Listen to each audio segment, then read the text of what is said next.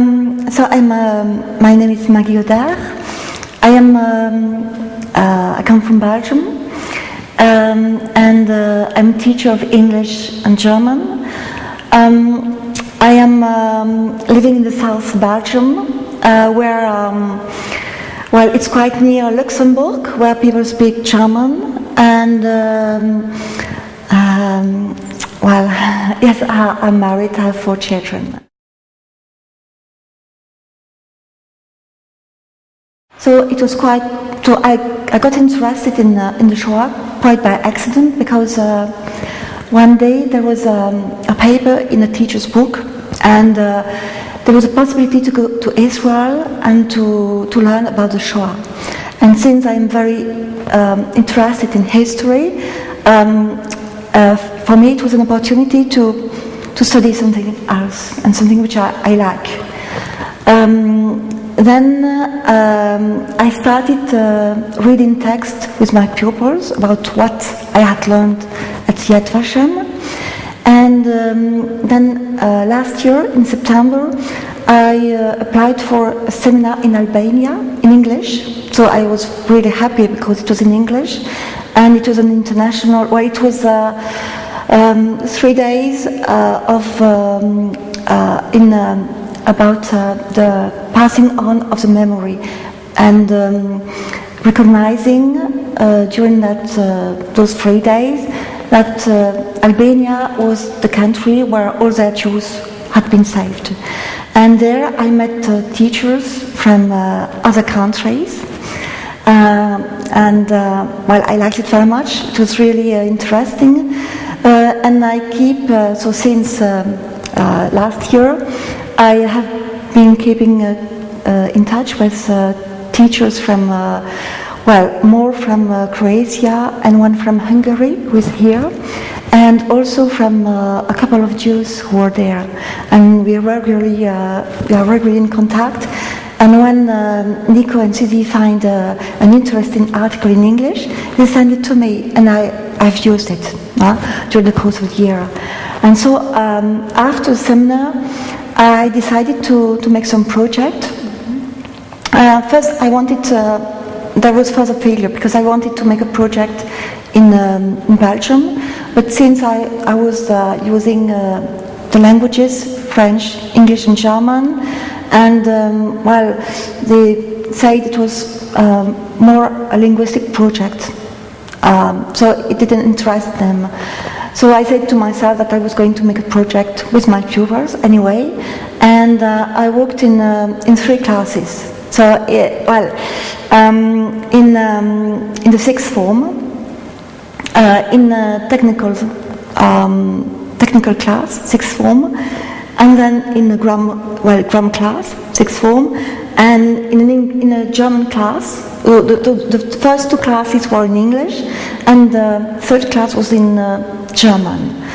I asked my pupils to collect information about, testimonies or whatever they might learn from their family, their surroundings. And myself, I collected much information. I started asking my colleagues from the seminar to send me information first about historical backgrounds, because my idea was to try to collect first historical backgrounds, but from a history teacher from the country. Because when I look at my at our history in Belgium, from our point of view, is quite different from what the German have experienced in the history. So I think it's better if somebody from the country tells me what the important fact of their history is. I'm not ready with a project. I couldn't finish everything. So when I've collected some material, and I have asked pupils to present something, but the first thing I wanted to make with them was to give a historical background of the history of Jews. And so I used the comic made by Anne Frank's museum, and it's called The Search. And there you have, starting from a personal history, you can have the different steps of what happened all through. So before the war, during the war, and then after the war.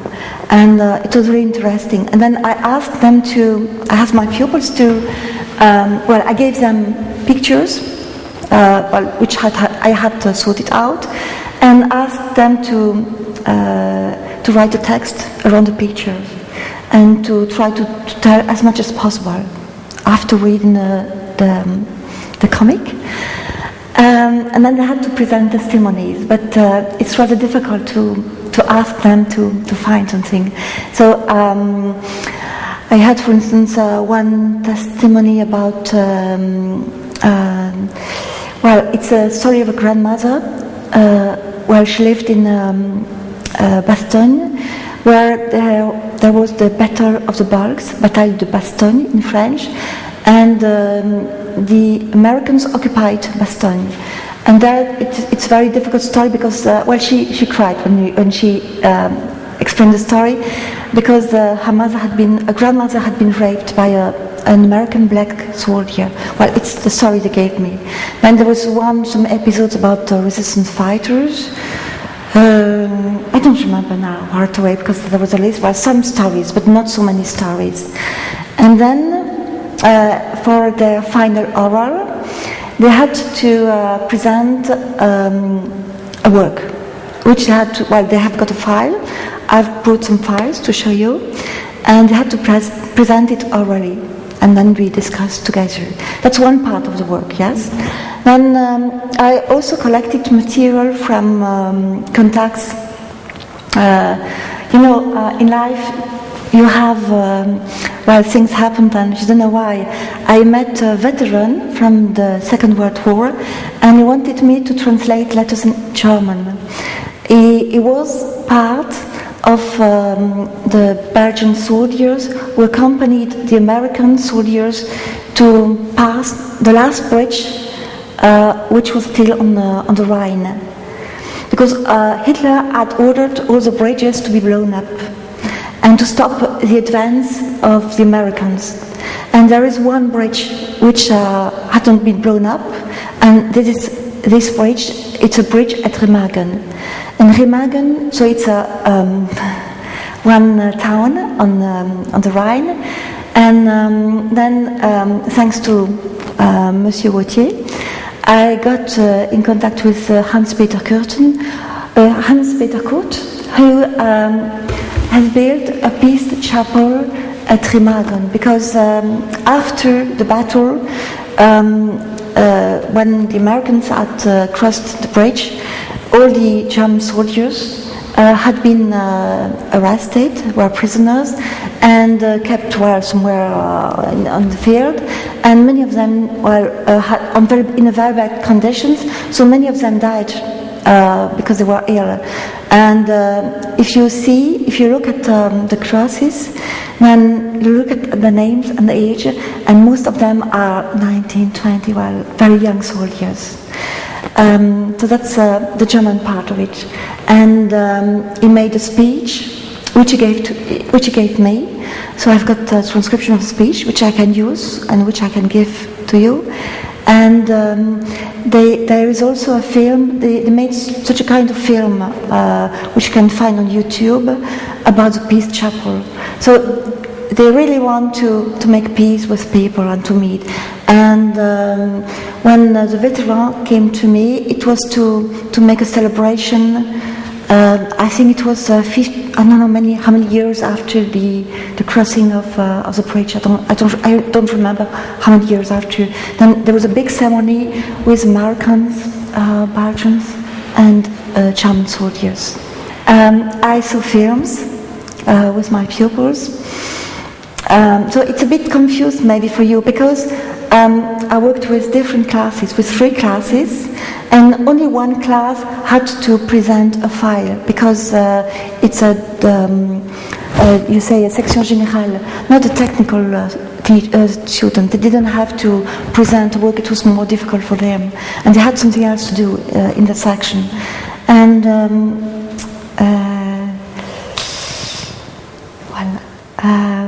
yes, we saw some films. One was Spielberg's List, which they liked really. They really liked it, and we discussed about that. And one in there was another one in German with Remagen, because there is another film which has been made about the bridge. So two films. I saw two films. One about Spielberg's List, and one about Remagen. So there was a comic, then there was visit in Brindong, yes. Then there was the material I could try to find, thanks to contacts, and it's about Belgium, it's about France, it's about Croatia.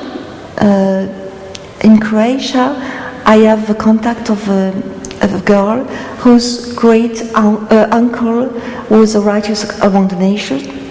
Then you have, I have, yes, Hungary. Then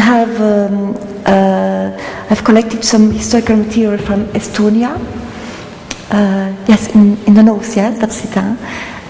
Because I'm in contact with the teacher from Estonia, and she promised to translate a testimony, but she hasn't found the time up to now. Then I have Germany, material from Germany, with authentic material, new material. What else? And yes, I forget Albania, of course, yes. So in Albania, I have authentic material too. So a story which was given to me by a teacher, an Albanian teacher, which I corrected in English and I sent back to her, but I haven't had time to use it. And for this material, I've got the testimony. Then I have got maps and so on, so authentic material. So I wanted to find other material than what is on the internet to have my my work as well, to have something I've done. And I also used material on the internet, of course. And then I was lucky enough to invite at the end of the year Hidden Child. So she's called Lea Markscheid, and well, she had never done that before, so it's the first year she does that, and she was ready to come and speak to my pupils. So I think my pupils the pupils of the sixth form were ready for that, because I think when the pupils are too young, it's it's not easy to. Well, I think you must be mature enough to think it over and to understand. And I've got a part of her testimony on the CD because I forgot to turn over the CD, so I haven't got the part. But I think what is principle. And she offered me her book. She wrote a book, past, present, and future, which is very interesting as well. And there, she tells the story of a family. She is not a historian; she is a scientist, and so everything she explains in her book is something which she has checked, and so she wanted to be sure of what she was going to tell.